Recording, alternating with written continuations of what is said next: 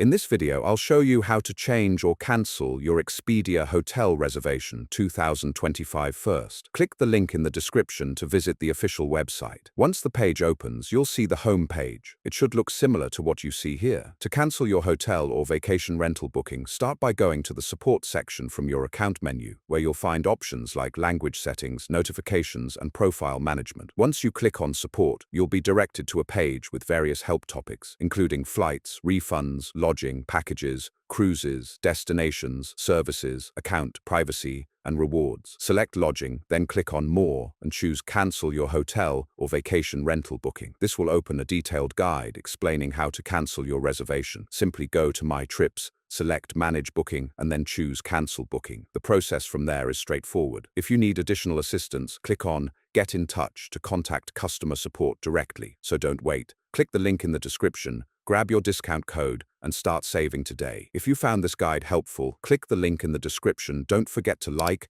subscribe, and stay tuned for more tutorials and exclusive deals.